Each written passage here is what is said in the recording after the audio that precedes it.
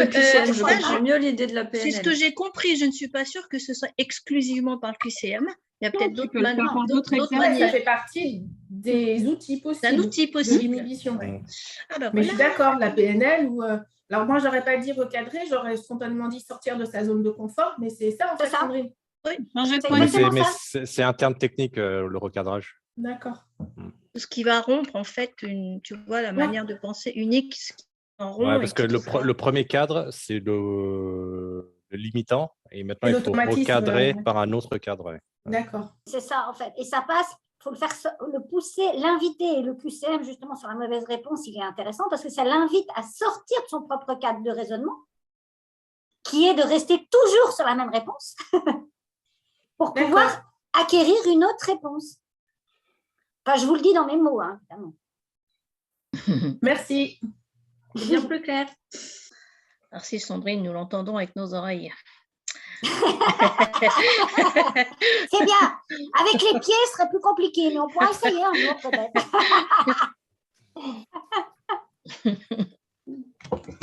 On a retrouvé Thomas. Merci. Bien. Bon, désolé, je ne sais pas ce qui s'est passé.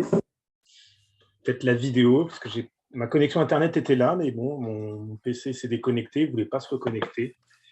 Donc voilà. Alors, donc le pilier 3, alors vous avez fait plein de retours, c'est génial.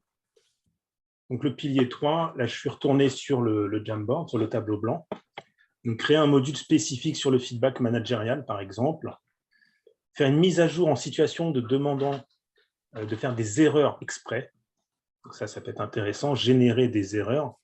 Les erreurs sont source de créativité. Donc ça doit être Florine qui a mis ça. Ah, c'est Amélie. Non. Super. Ah, mais ça aurait pu. Mais on ne saurait plus, oui. Complètement. Parler avec le groupe de cette notion d'erreur comme levier d'apprentissage. Ouais, effectivement. Moi, j'aime bien faire effectivement en e-learning. Moi, je fais un petit module à part, un petit module 0, avec quelques tips pour mieux apprendre suite à la formation. Donc, ça peut être intéressant, effectivement, d'apporter quelques notions comme ça. C'est super. Lors des mises en situation, faites révéler les erreurs et orienter vers des solutions. Dire faux pour comprendre vrai. Créer une erreur collective, puis lancer l'action corrective rapidement. Alors, il y a toujours la notion de... Pardon Thomas, c'est faire faux. Faire faux. Faire faux, faire des erreurs pour aller sur le vrai. C'est le faire qui est important. Alors, le faire. Un autre jeu, à quoi va se servir cette erreur? Ouais, donc on peut le faire en plus sous forme ludique, donc ça c'est super. Faire un feedback rapide en cas d'erreur. Voilà, un jeu, super. Ça, on a dit. Poser des questions en vue de faire trouver des erreurs, inverser les modes de pensée. Voilà, donc plein de façons de générer l'erreur, de la traiter. Donc, ce qu'il faut retenir, c'est vraiment la traiter rapidement. On a besoin de feedback. Tout le monde a besoin de feedback. Ce n'est pas toujours facile d'accepter les feedbacks dans différentes situations. Mais on en a besoin pour le cerveau, pour bien comprendre, pour mieux enregistrer les bonnes informations. Ok, super. Voilà, donc là, c'était donc le 3e pilier. Maintenant, on va parler du 4e pilier de l'apprentissage, qui est la consolidation.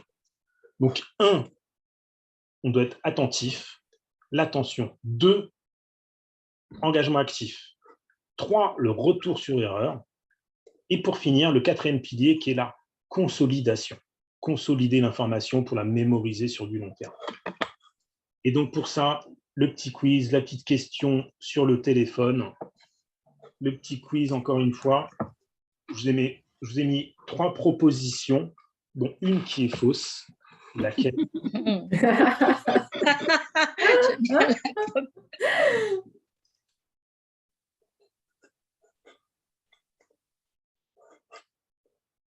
Le sommeil consolide l'information, donc une sieste en milieu de formation permet de mieux mémoriser.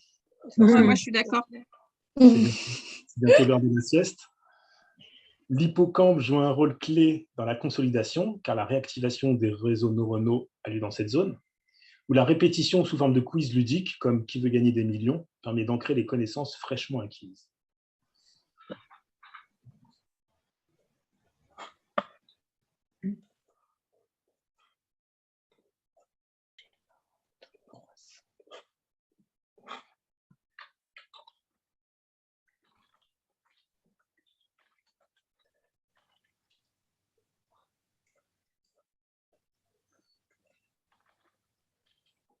On a parlé du Komotogo? Non, moi, j'ai mis au pif. D'accord, Ouais. Ok. Mais apparemment, mon pif, ah bon. Moi aussi. T'as du flair. Oh purée, faut appuyer comme un dingue. J'arrive pas. Ok, super. Eh ben, Alors donc, ça marche pas. le sommeil consolide l'information, donc une sieste en milieu de formation permet de mieux mémoriser. Qu'est-ce que vous en pensez? Moi, je trouve ça pas Alors, mal. Ben ouais.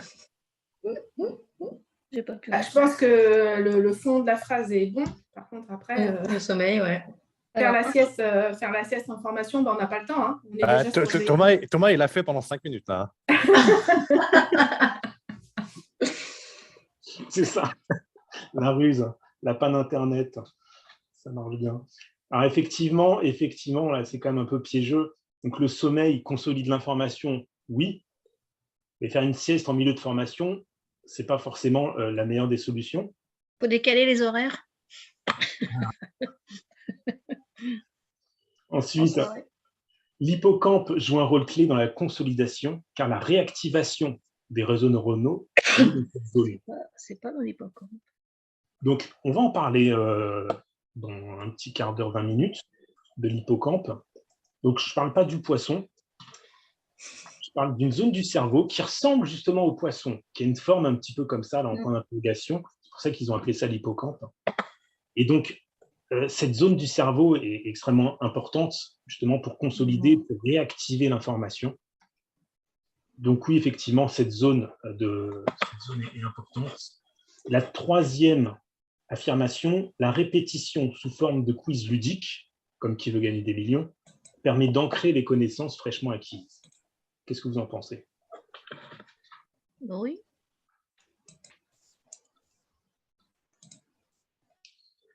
Ah oui, d'accord. Ah oui, après le quiz suivant, en fait, j'ai dû oublier de supprimer la question par défaut.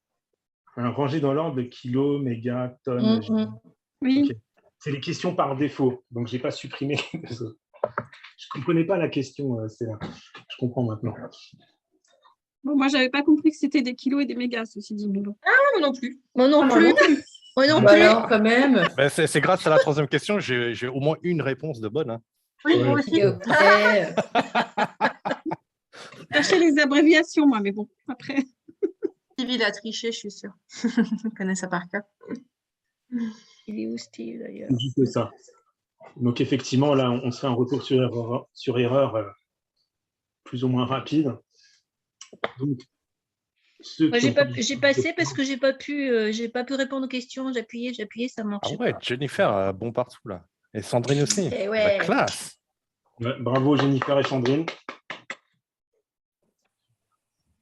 Et donc effectivement, alors, le sommeil consolide, mais on ne va pas instaurer des siestes ou des micro-siestes pendant la formation. Bien qu'en e-learning, on pourrait le faire, sur plusieurs journées, se dire, voilà, on arrête là, on reparlera demain de la session suivante pour consolider. Et Fleur nous disait, on a une formatrice qui fait une sieste sur l'heure de déj. Laurence Duriez. Bon, l'heure du déj, on a le droit, non? Ah bah oui. Là, c'est la formatrice. C'est ça. L'idée, c'était que ce soit les stagiaires qui dorment. Oui, bah oui, plutôt. Ok. Bravo, Laurence. Je ne devrais pas avoir besoin de consolider, Laurence. Donc non, il faut arrêter les siestes le midi. Excellent. Allez, je reprends la mind map. Consolidation. Hop.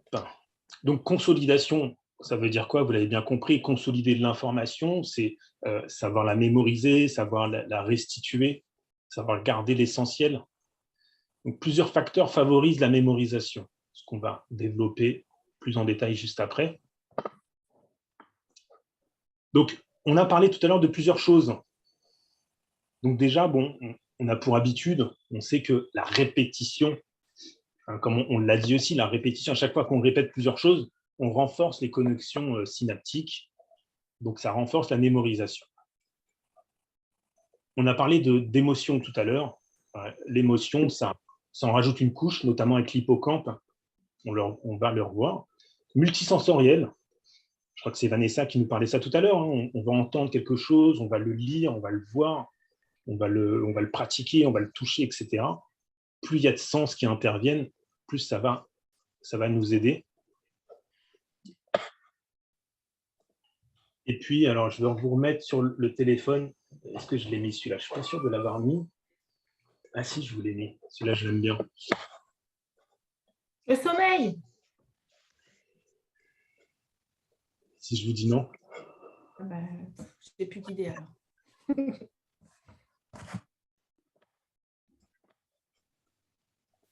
Somugei. Ouais, c'est le mois de mai.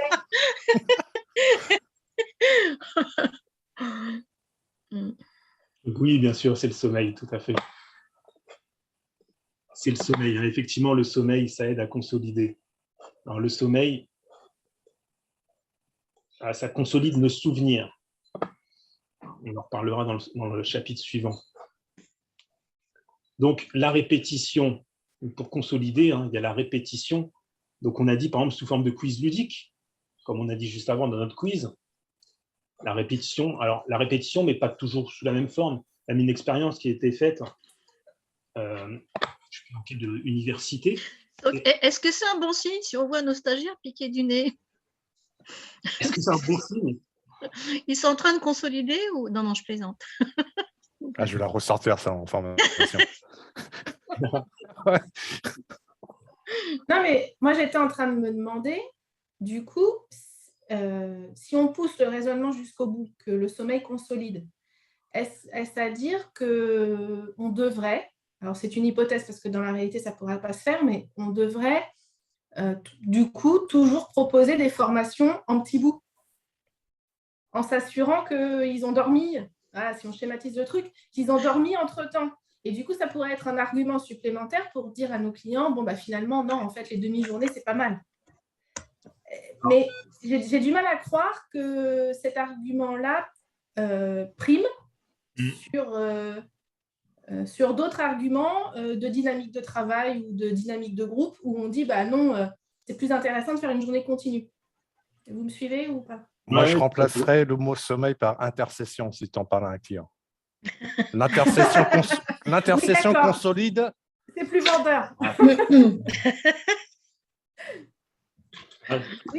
C'est vrai qu'on peut leur dire qu'il faut laisser le temps de consolider les différentes informations, d'assimiler, le temps d'assimiler certains termes, certaines notions. C'est vrai que c'est bien, idéalement, ce serait très bien. Hein, si on fait du self-learning, ça peut être très bien justement de découper pour avoir le temps d'oublier que le cerveau fasse le tri avant de passer à un chapitre suivant. Effectivement, je pense que ce serait l'idéal. Après, c'est un peu plus complexe que ça, parce que ça dépend en fait du type de connaissances qu'on acquiert par rapport au sommeil. Par exemple, si c'est des gestes, si on apprend des gestes, que ce soit pour des métiers manuels, ça ne va pas être le même niveau de mémorisation, ça peut être la même période de sommeil qui rentre en jeu. Donc, si on apprend du vocabulaire, comme si j'apprends de l'anglais, ça va être aussi différemment. Mais dans tous les cas, quand on apprend des nouvelles connaissances, il faut du temps pour l'assimiler. Donc, ça pourrait être un argument, le temps d'assimiler les premières notions avant de passer à un module suivant, laisser une nuit ou une journée ou une semaine. En tout cas, pour l'apprentissage, c'est important, c'est indispensable d'avoir du sommeil pour pouvoir consolider l'information. Après, en formation, c'est vrai que bien souvent, les contraintes qu'on avait jusqu'à présent, on avait l'habitude de faire des formations qui durent plusieurs jours, on fait tout d'affilée, pardon. Et donc là, c'est vrai que c'est pas du tout idéal, parce qu'on va avoir tellement d'informations qu'on va en oublier les trois quarts au final, quoi. Donc, découper en plusieurs sessions, en demi-journée, comme vous dites Vanessa, effectivement, ce serait l'idéal. Après, vis-à-vis des clients, comment le vendre, je ne sais pas, mais… Oui, mais du coup, c'est ce que je disais à la fin de mon intervention, c'est que ça veut dire qu'on priorise la consolidation par l'intercession, pour ne pas dire par le sommeil, et que du coup, parce qu'on sait très bien que plus on étale aussi dans le temps, plus il est difficile de maintenir la dynamique de groupe et la dynamique de travail. Mm. Donc, c'est pour ça que je parlais tout à l'heure de priorisation, c'est-à-dire qu'est-ce qui est le plus important finalement? Construire et concevoir des formations étalées dans le temps ou non, prioriser en disant bon, bah non, c'est quand même ma dynamique de travail que je dois prioriser et dans ces cas-là, bon, bah tant pis, j'utiliserai pas le sommeil comme outil. Vous voyez? Oui, tout à fait, je comprends. Mais je pense qu'il n'y a pas de réponse absolue. Je pense qu'encore une fois, là, c'est une adaptation à faire en fonction de la cible, en fonction des stagiaires, en fonction du contenu. Parce que, par exemple, quand vous parlez là, de cohésion de groupe, on va perdre la cohésion de groupe, mais quand on est dans du self-learning, quand on est dans du e-learning, on ne s'en préoccupe pas, la cohésion de groupe. C'est vrai. Donc, je pense qu'il faut, encore une fois, là, ça va être du sur-mesure à adapter en fonction vraiment de la finalité, de la cible. Mais du coup, c'est une réflexion intéressante. Merci.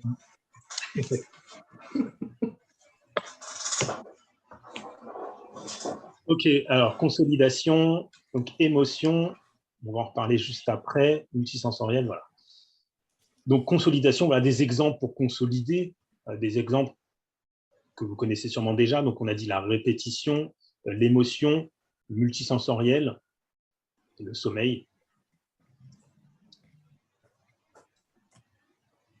Alors je vous rappelle un petit exercice. Vous rappelez-vous de ce que vous faisiez le 11 septembre 2001? Ah oui. Ouais. C'est une date qui marque. Tout à fait. J'étais assise sur mon lit et j'étais scotchée devant les images de la télé. Ok, super. Ouais. Est-ce que vous savez ce que vous faisiez la veille? Non.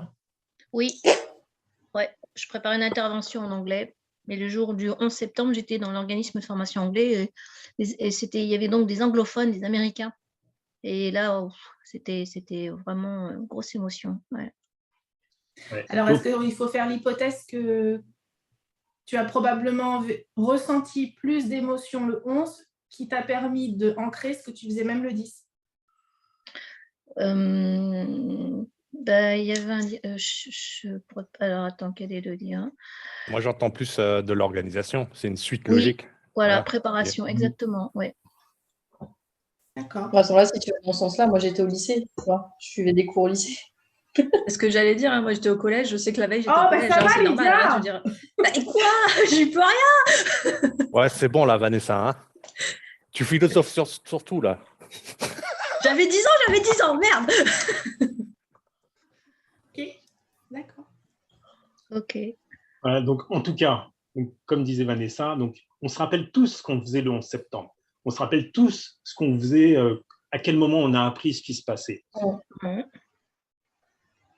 La majorité des gens ne se souviennent pas ce qu'on a fait le 10. Amélie s'en souvient parce qu'il y a une conséquence le 11. Que, voilà, comme il y a une suite d'événements, comme nous dit Céline, du coup, ça permet il y a une connexion, il y a un lien direct, du coup, ça permet d'aller rechercher l'information et de restituer ce qu'elle a fait le 10. Mais on se souvient du 11 grâce au côté émotionnel. Comme s'il y a des fans, mais peut-être aussi ce que vous faisiez quand vous avez appris la mort de Michael Jackson. S'il y a des fans. Fan, et je m'en souviens pas. Je crois que c'était un dimanche, mais voilà. C'était en juillet, non? Je sais plus, je crois que c'était l'été. Moi, je suis fan, mais je m'en souviens pas en fait. Mais comme quoi, en fait, l'émotion n'est pas la même. L'émotion n'est pas suffisamment grande pour ancrer cette information-là. Donc, par contre, si je réutilise 15 fois cet exemple, il faudrait que je cherche d'abord ce qui s'est passé, quand est-ce qu'il est mort Michael Jackson. Et si je fais 15 fois cette formation, là, c'est clair que je vais le retenir. Mais pas grâce à l'émotionnel, grâce à la répétition. Vraiment, au 11 septembre, c'est clair que là, c'est l'émotionnel qui rentre. Non, mais c'est ce que j'allais dire. S'il faut qu'en formation, on crée une émotion aussi importante que celle du 11 septembre, ben, on n'est pas rendu, quoi.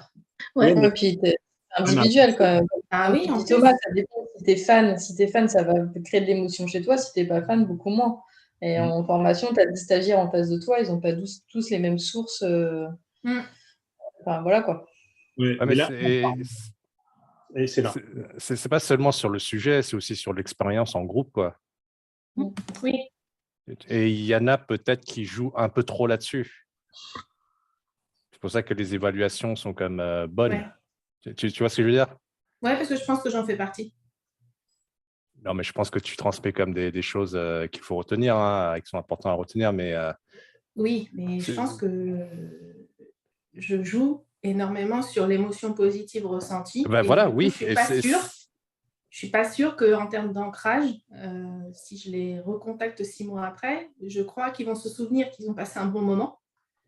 Et je ne suis pas sûre que l'émotion, enfin que finalement, ça soit adapté et qu'on vise bien le même objectif.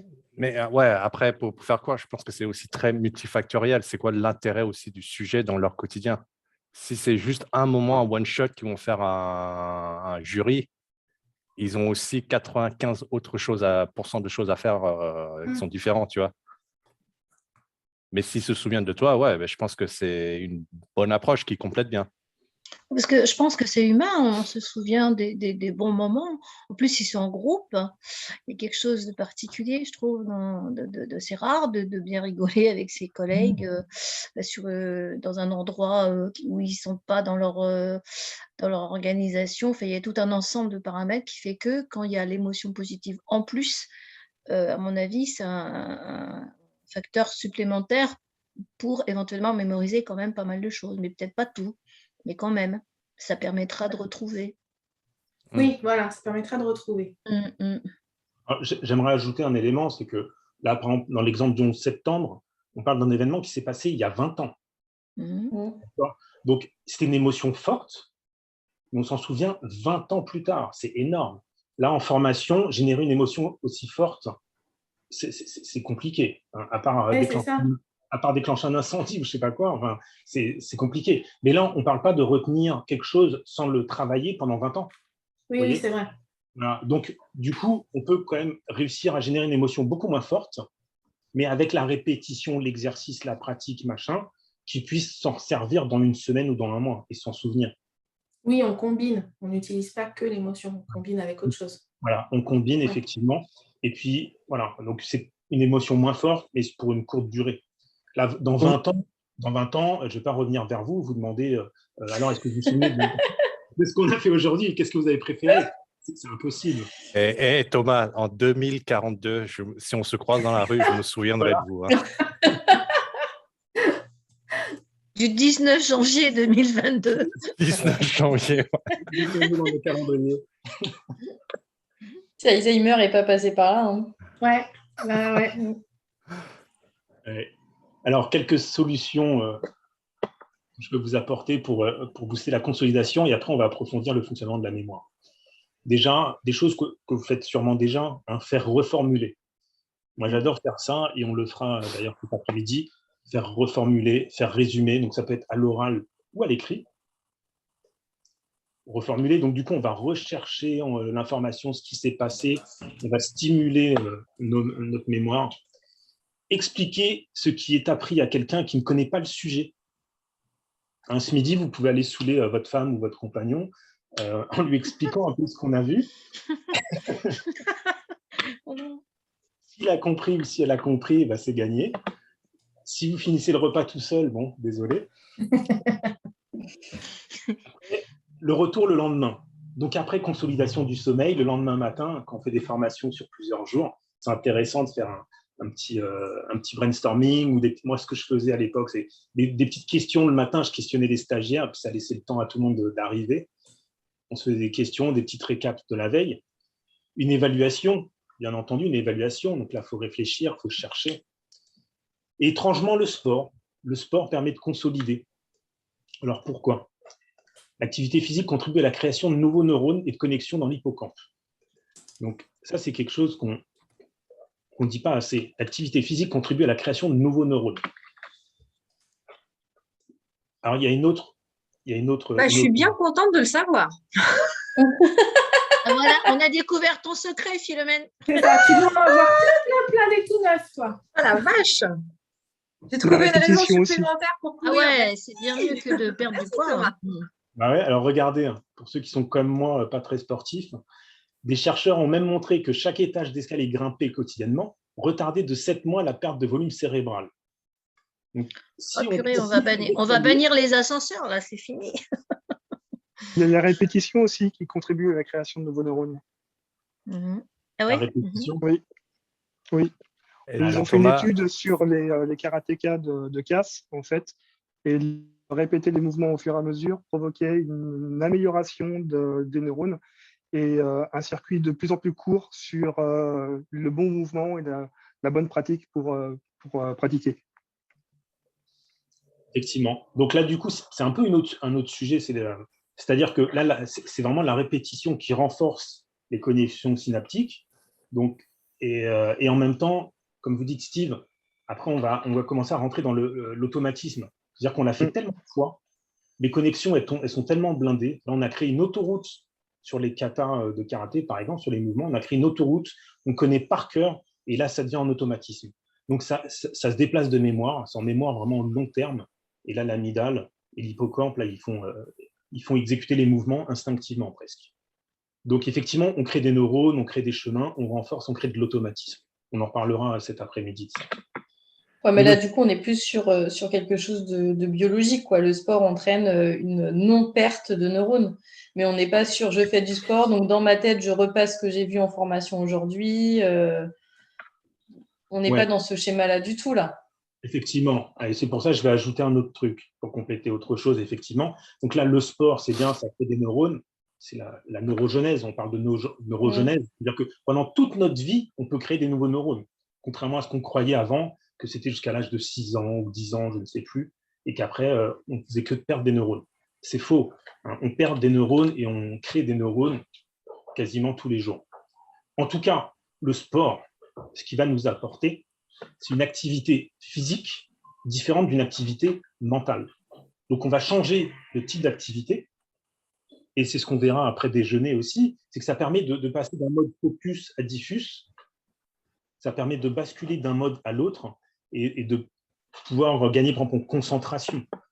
On peut casser le rythme, changer d'activité, aller pratiquer un peu de sport, et c'est un peu comme le sommeil. On va passer à autre chose, on va revenir plus tard sur notre apprentissage, par exemple, et du coup, le cerveau va commencer à faire le tri dans les informations. Je crois qu'on a perdu quelqu'un. Après, j'en profite, Thomas, avec ce public que vous avez en face de vous, je dirais 90%, il faut vous dire aussi, créer des neurones, c'est bien, mais en détruire par de l'alcool, ben, au final, c'est nul à la fin. Merde, non, c'est bon, il faut faire le sage équilibre. Il balance, il balance. On n'est pas tous atteints de la même manière. Pas tout le monde. Exactement.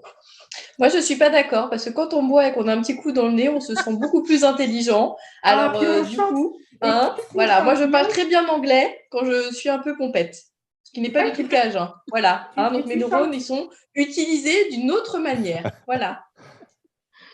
Et tu chantais Oui, bon, ça, c'est autre chose. tellement bien quand tu es pompette. Pour finir, je voulais vous montrer un petit acronyme que je trouve intéressant pour la consolidation, avec l'acronyme répéter. Répéter. Acrostiche. C'est une acrostiche. Acrostiche. Acrostiche, oui, de faire un mot en vertical et que chaque lettre de début donne un mot. D'accord, merci. Comment ça s'écrit? A-C-R-O S-T-I-C-H-E. Et c'est masculin. Non, c'est féminin. C'est non binaire. C'est ça, c'est non C'est genré. transgenre. Non, je rigole. Voilà. Donc le R pour rébus, par exemple, c'est un exemple, comme vous avez vu, j'aime bien les rébus. Les rébus, E pour expérimenter. Donc, le fait de pratiquer, c'est la répétition aussi, hein, là, donc on consolide. Photolangage, peut-être, langage.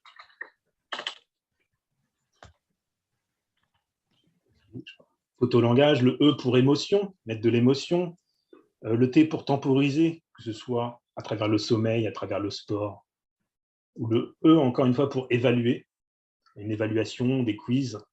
On a dit que ça servait du coup à restituer l'information. Et puis pour finir, résumer. Comme je disais, faire reformuler les apprenants, faire résumer. vous-même, en tant que formateur, vous pouvez aussi résumer. Donc, ça fait également de la répétition d'une manière différente. Donc, c'est intéressant.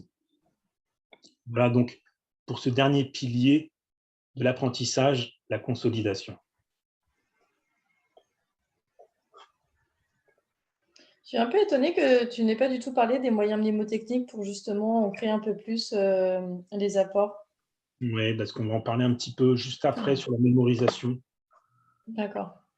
Alors, effectivement, je ne vais pas pouvoir tout évoquer parce que voilà, on est sur une journée, on se concentre sur certaines notions qui nous importent davantage. Donc, je ne vais pas parler par exemple, de neuroplasticité, de neurogenèse. Il y a certaines choses qu'on ne va pas aborder. Mais on va essayer de se concentrer dessus et j'en parle brièvement juste après dans la mémorisation. Et du coup, pour finir là-dessus, je vous propose un petit puzzle sur votre téléphone. C'est petit. Hein. Oula, C'est vrai que sur le téléphone, là, du coup, c'est vrai que ça commence à être petit. j'ai des gros doigts.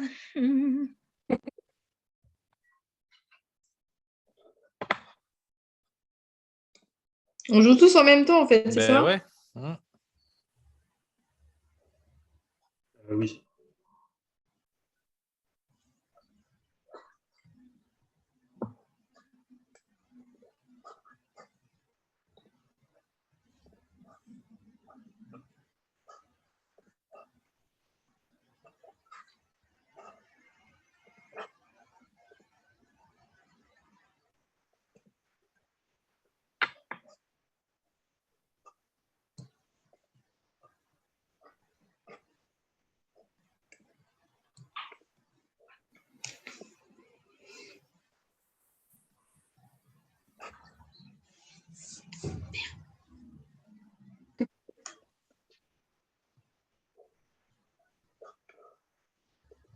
Ok, super.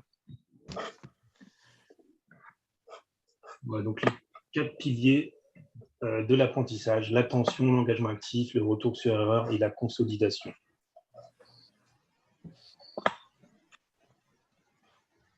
Ok, et bien maintenant, je vous propose d'approfondir tout ça et on va parler de la mémoire, du fonctionnement de la mémoire. Je bascule de l'autre côté, on revient sur l'écran. Hop. Hop. Voilà. Donc, on va parler du fonctionnement de la mémoire. D'abord, je vais faire un petit test. On va se tester. Est-ce que vous avez bonne mémoire, de manière générale? Plutôt oui. Si j'ai pratiqué et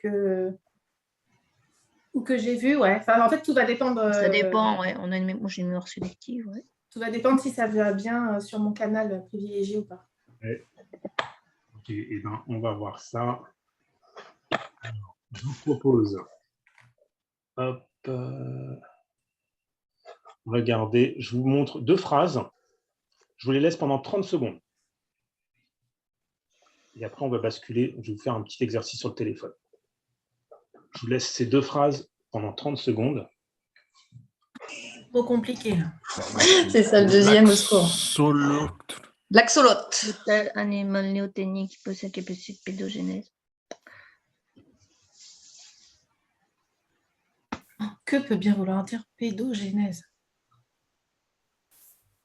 Est-ce que toi, tu sais ce que ça veut dire néoténique?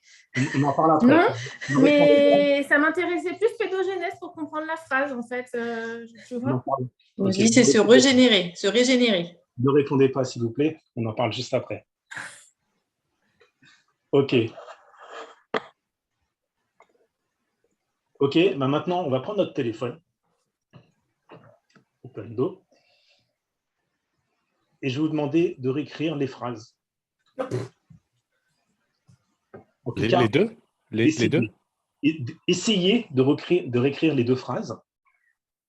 Si vous ne les avez pas, ce qui n'est pas simple à avoir, je vous rassure tout de suite, ce n'est pas facile. Essayez de mettre au moins les mots-clés. Essayez de mettre un maximum de choses. c'est compliqué, je vous l'accorde, hein, c'est l'exercice, justement. Toujours sur le Pulse. Alors, si jamais vous avez un problème avec OpenDo, vous pouvez mettre sinon dans le chat, hein, c'est pas grave. C'est bizarre, pourquoi ça ne marche plus? Il faut cliquer dans la zone blanche, après vous écrivez avec votre clavier, et après il faut faire... Ouais, mais le clavier, il prend la moitié du truc, on peut pas... Je vois plus rien, moi. Ouais, C'est hyper galère. ouais, c'est vrai que ça c'est le moyen. Ouais, moi, je peux pas. Hein. Non, mais c'est pas... Bon, bah, mettez-le dans le chat, sinon c'est pas grave. Ouais, dans le chat, ce sera mieux.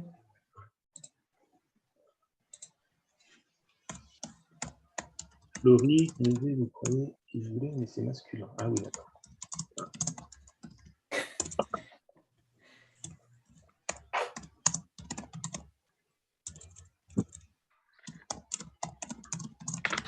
C'est trop forte, Philo.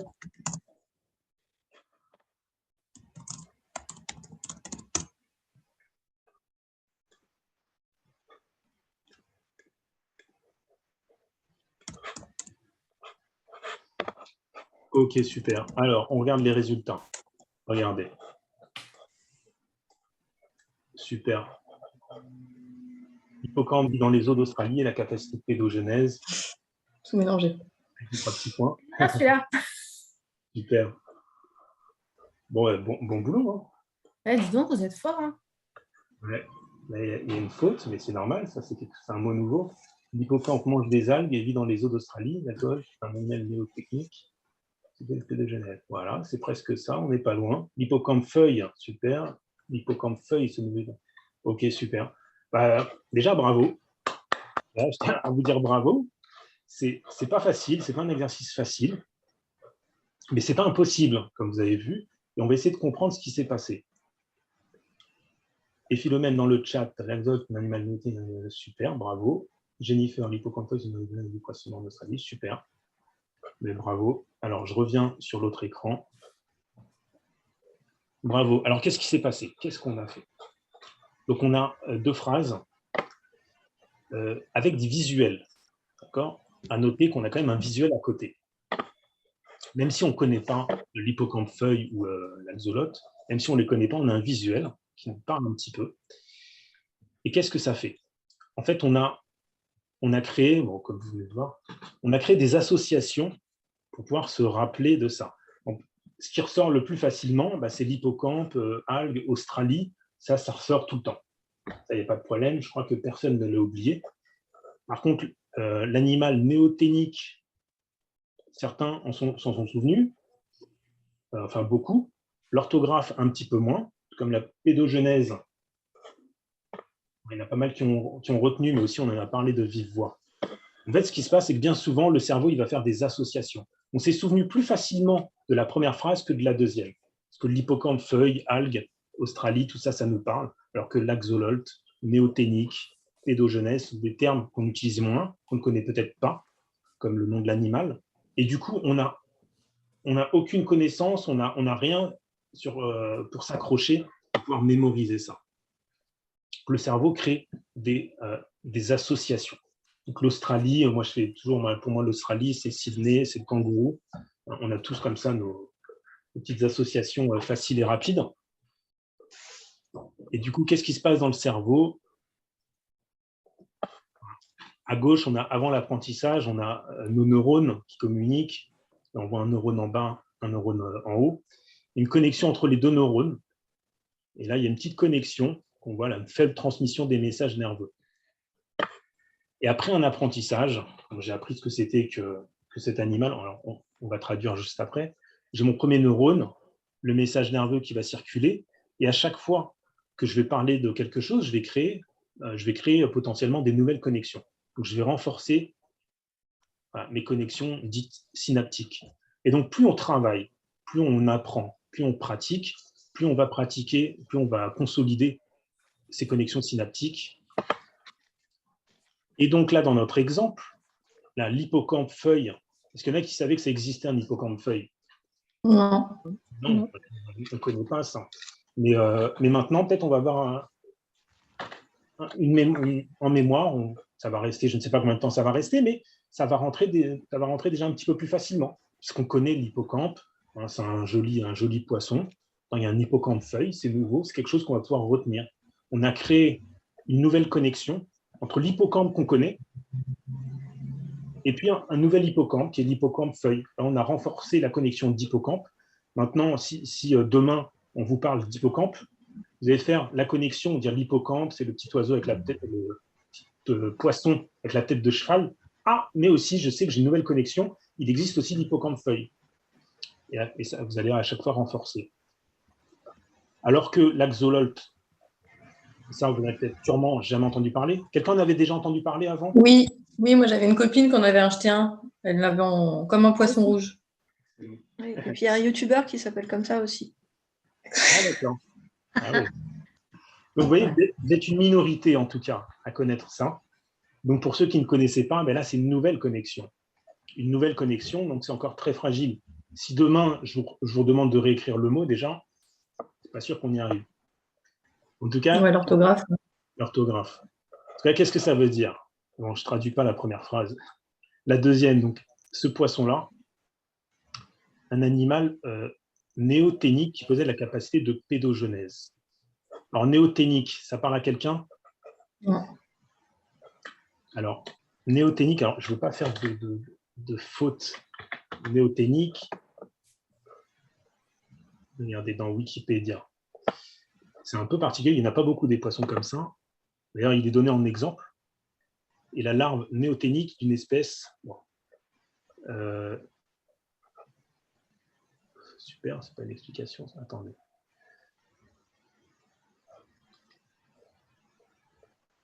Hop, on va prendre celui-là. Voilà, chez certaines espèces animales, modification évolutive se traduisant par la persistance de formes larvaires. Donc, on parle de l'état larvaire d'un stade, alors que la capacité reproductrice existe. Donc, au stade larvaire, le poisson peut se reproduire. Donc, cette modification consistant en l'incorporation des traits juvéniles dans les stades adultes. Donc, grosso modo, le poisson, il peut se reproduire tout au long de sa vie. Depuis le stade larvaire, il peut déjà commencer à se reproduire. Et la pédogenèse, c'est un peu comme les lézards et leur queue, s'il perd un membre, il peut repousser, recréer ce membre perdu. Axolotl. Voilà, bref. Là, on a lu deux phrases, une phrase simple, on a plein d'associations, hippocampe, Australie, algues, feuilles, tout ça on connaît. Deuxième phrase, on ne connaît pas, plus difficile à restituer. Donc, le fait d'avoir des associations déjà toutes faites, on a déjà parlé tout à l'heure, ça aide du coup à retenir. Voilà, donc si on reprend l'hippocampe feuille, algue, Australie, l'axolotl, néoténique, pédogenèse, on peut retenir juste les mots-clés. Et donc, on va commencer. Oui, excuse-moi, du coup, l'association elle est quand même plus simple quand tu as une base, tu vois, tout le monde connaît l'hippocampe, donc maintenant on associe hippocampe feuille, mais moi, l'axolotl, j'ai pas de base pour l'associer et m'en souvenir plus tard. Exactement. Là, on n'a pas de base, donc c'est plus compliqué. Donc, quand on a une connaissance à apporter à nos stagiaires, c'est plus facile en créant des associations avec quelque chose qu'on connaît déjà. On peut du coup utiliser aussi des moyens mnémotechniques, par exemple, différentes techniques pour permettre de mémoriser, et l'association avec des connaissances déjà acquises est plus simple. Alors là, l'idée, ce n'est pas de vous donner une méthode pour retenir l'axolotl. L'idée, c'est de se rendre compte que si on rattache une information nouvelle avec une information préexistante, c'est plus facile à retenir. Et donc là, j'ai envie de dire, d'où l'intérêt de faire des quiz en début de formation ou en début d'un module. Ça peut permettre de savoir ce que les personnes savent. J'ai stoppé ma caméra. Ça permet de connaître les prérequis des personnes et puis peut-être de faire des liens, tout comme quand on fait un tour de table. Bon, vous m'avez parlé beaucoup de psychologie, j'ai entendu parler d'ancrage, d'évaluation, etc. en questionnant les stagiaires, dans la mesure du possible, on va pouvoir du coup utiliser ces informations-là pour créer des associations plus tard sur des notions à retenir.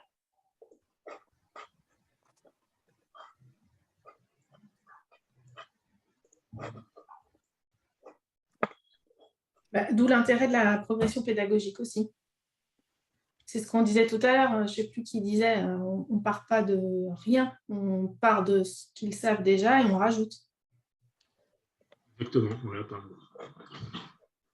Donc, j'aimerais commencer à créer une neuro-checklist, hein, pour nous, pour vous.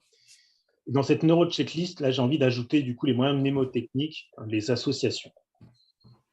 Déjà, pour la mémoire, une association, donc c'est un moyen mnémotechnique de retenir une information, ça va être intéressant à se mettre de côté. Donc là, l'idée, c'est qu'on va se construire une neuro-checklist pour se dire, quand je crée ma formation, est-ce que j'ai bien utilisé des associations, des métaphores, etc., ce genre d'outils-là pour aider mes apprenants. Maintenant, ça va nous permettre, avant d'aller déjeuner, de voir les mécanismes de la mémorisation. On verra si ça a fonctionné après déjeuner. On a le droit de faire une sieste, du coup? Voilà. Pas tout de suite, mais pourquoi pas tout à l'heure. Alors, il y a plusieurs types de mémoire. Mémoire court terme, long terme, bien entendu. Donc, la court terme, vous en avez parlé tout à l'heure, la mémoire de travail, je crois que c'est Steve qui l'a mentionné. Vous avez le droit de dire si je me trompe, hein. Ça m'arrive souvent. Moi, j'ai un problème avec la mémoire des prénoms, par exemple. Alors, c'est ma femme qui râle, du coup. Alors, la mémoire court terme. Bravo, bravo. Celle-là, elle est pour toi. Celle-là, elle est pour toi, celle-là. Tu peux la réutiliser. Parfaite, parfaite. Alors, la mémoire court terme, appelée aussi mémoire de travail. Hop là. On va réduire. Hop. La mémoire de travail, donc on a dit, c'est au niveau du cortex préfrontal, ou on ne l'a peut-être pas dit, mais on a évoqué le cortex frontal tout à l'heure. Donc, c'est toute la matière grise, tous ces neurones, ce cortex qui est au-dessus du cerveau, tout ce qui est devant, au niveau frontal, on appelle ça le cortex frontal. C'est là où commence l'information à s'enregistrer, dans la mémoire court terme. C'est une mémoire de quelques secondes. C'est aussi la mémoire de la pensée. On a des milliers de pensées par jour. La pensée passe là et après si on y arrive, elle s'en va. On va reparler du système 1, système 2, d'ailleurs, cet après-midi. Ça va intervenir. Donc, alors, si vous en souvenez cet après-midi, je vous en reparlerai. Alors, des exemples de la mémoire de travail, c'est retenir un numéro de téléphone, un itinéraire, le code de la porte. Donc, vous êtes en bas de chez des amis pour un dîner, vous les appelez, dire c'est quoi le code, hop, vous raccrochez, et après, dans quelques secondes après, vous tapez le code. Donc, vous avez retenu l'information quelques secondes. Si vous montez, vous dites bonjour à tout le monde, le code, vous l'aurez oublié. Parce que la mémoire de travail, elle est relativement courte en termes de temps et d'espace, et du coup, vous aurez oublié le code de la porte, il y a de fortes chances. Sauf si vous avez fait une association avec le code de la porte de chez vous, par exemple. Où là, du coup, vous avez créé une autre connexion, vous allez vous en souvenir un peu plus longtemps. Donc ça, c'est la mémoire de travail. Ensuite, on a la mémoire long terme. On peut la décliner en plusieurs parties. On a la mémoire procédurale. Les procédures, c'est quoi? C'est les automatismes, comme tout à l'heure, vous disiez, conduire, faire du vélo. Ça, je sais faire, je n'ai pas besoin de réfléchir. Et puis, je sais le faire depuis longtemps. Donc, a priori, c'est resté en mémoire long terme. Et ça, pour ça, c'est le cervelet, qui se trouve en bas. Le cervelet et les noyaux gris centraux qui permettent d'enregistrer ces informations procédurales. Alors, pourquoi le cervelet? En fait, c'est la zone du cerveau dite reptilien. C'est les prémices du cerveau. Et comme on disait tout à l'heure, l'être humain, l'homme préhistorique, qui devait avant tout survivre. Donc, s'il y avait une émotion forte, comme notre serveur qui renverse nos verres, on doit réagir. S'il y a un lion qui sort du buisson et qui veut nous attraper et en faire son dîner, il faut réagir vite. Et donc, on doit avoir des automatismes. Peut-être sortir son arme, j'allais dire, son couteau d'homme préhistorique ou je ne sais quoi, c'est des procédures, des automatismes. Je sais me servir d'un couteau, par exemple, si j'ai fait du self-défense. Si j'ai peur et que je suis en vélo, je vais vite pédaler et repartir. J'ai des procédures, je sais comment faire, ça devient des automatismes. Et c'est le cervelet qui les traite parce qu'il doit pouvoir les utiliser rapidement et instinctivement. Donc le cervelet, coordination des mouvements, par exemple. Après, on a la mémoire sémantique. Donc, qui dit sémantique, c'est notre disque dur interne, notre encyclopédie interne. D'accord, sur nos connaissances générales. Tout ce qu'on sait, on a dans notre mémoire sémantique. Mais notamment les dates d'anniversaire, les capitales, les théorèmes de Pythagore. Ce genre de choses-là, c'est dans notre mémoire sémantique. Donc là, c'est le lobe frontal, encore une fois, mais aussi le lobe temporal. Donc temporal, c'est sur le côté. Vous avez vu le dessin animé Vice-Versa? Ouais. Voilà, et donc ils sont juste derrière les yeux, je crois. Ils sont dans le cortex frontal. En fait, ils sont proches du cortex frontal. C'est là où on gère les émotions, les pensées, tout comme la planification, etc. C'est dans cette zone du cerveau. Donc ça, c'est la mémoire sémantique. Et ensuite, on a la mémoire épisodique. Donc là, c'est intéressant. C'est par exemple le 11 septembre. Je me souviens ce qui s'est passé le 11 septembre, c'est dans ma mémoire épisodique. Donc ça garde des traces d'événements situés à un lieu et un moment précis. Donc le moment, c'est le 11 septembre. Le lieu, il y a New York, et puis il y a aussi là où vous étiez, vous, à ce moment-là. Alors là, il y a plusieurs choses qui rentrent en compte. C'est aussi pour ça qu'on se souvient bien. Il y a le lobe frontal, le lobe temporal, l'hippocampe, l'amygdale. Donc il y a plusieurs zones qui rentrent en compte dans la mémoire épisodique. On a parlé notamment tout à l'heure d'émotions. Ça, notamment, on a l'amygdale et l'hippocampe qui jouent un rôle important sur les émotions, et notamment avec certains neurotransmetteurs qui sont envoyés. Et pour finir, la dernière mémoire long terme, la mémoire sensorielle, dite aussi perceptive. Je commence à fatiguer, ça va être l'heure du sommeil ou du repas.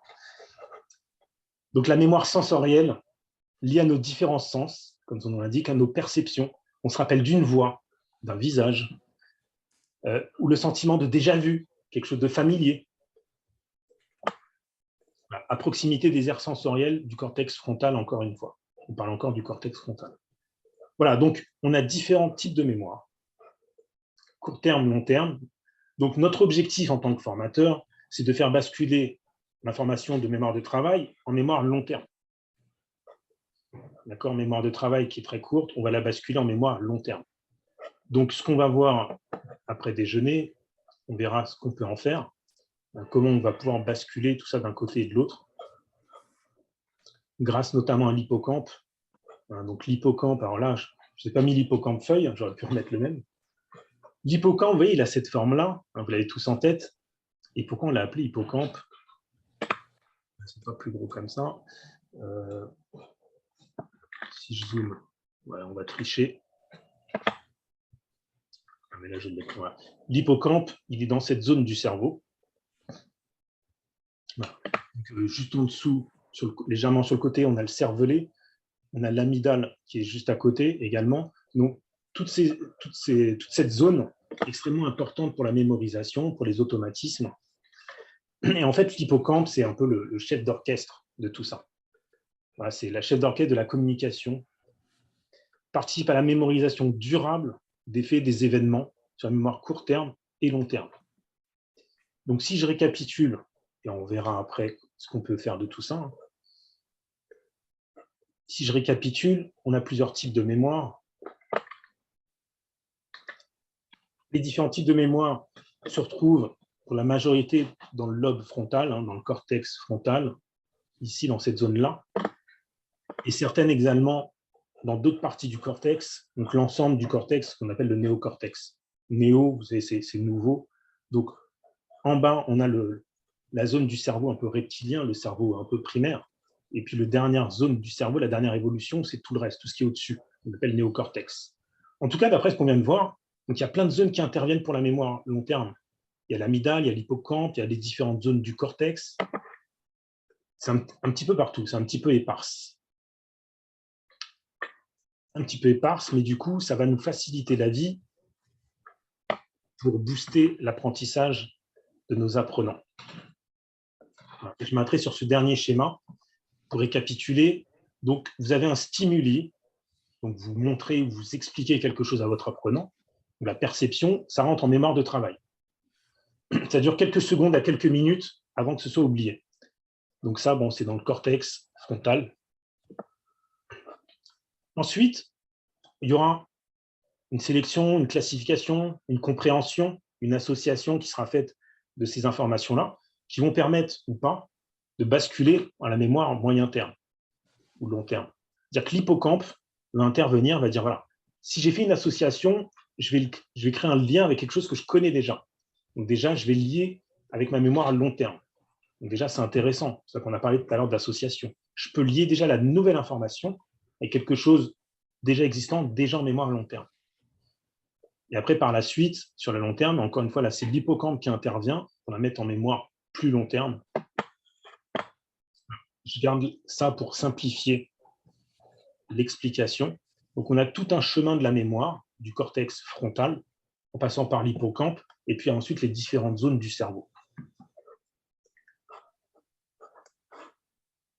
Pour conclure, on a plusieurs zones du cerveau, plusieurs mémoires, pardon. On a une mémoire procédurale, sémantique, épisodique et sensorielle. Elle se cache un petit peu partout dans le cerveau. Chaque zone a un rôle. Et du coup, on va voir ensuite, on va voir comment stimuler ces différentes zones.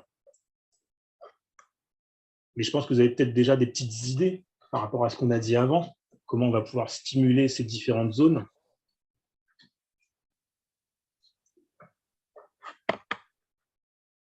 Est-ce que vous avez une petite idée de ce qu'on va pouvoir évoquer pour stimuler les différentes zones du cerveau sur un point de vue un peu neurobiologique, neurochimique? On va pouvoir mener des actions qui vont stimuler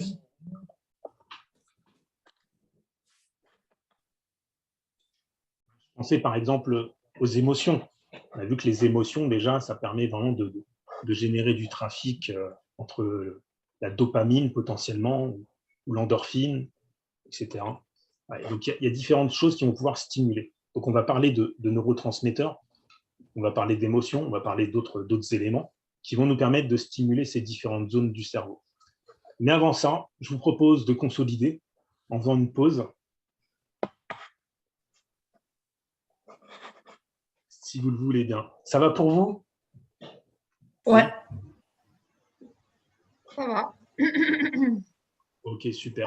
Ça va. Mais pause bienvenue pour moi. Oui, oui, bienvenue aussi. J'ai faim. Ouais. Ah ouais. Faim et Ok. tout et tout, quoi. Donc, 1 heure, on prend 1 heure de pause. Est-ce que vous avez l'habitude de faire? Ça vous convient? Oui, très bien. 1 heure, ouais. Oui, ça va. Ok, super. Donc, on se retrouve à 1h30, 1h30, 30, 35, 32. Bien. Ouais. Thomas, je serai peut-être juste un peu en retard parce que je vais déposer ma voiture. Oui, Je vous récupère dès que je peux. bien sûr. Et Flore me demande, alors le support, alors oui, je vais vous le partager tout à l'heure, volontairement. Le support est prêt. À moins que vous le vouliez feuilleter pendant la pause déjeuner. Non, non, non. D'accord. Ok. Ah non, je consolide, je dors. Non. Voilà. Non, je plaisante. Bon appétit tout le monde. Bon app. À tout à l'heure. Bon app. Ok.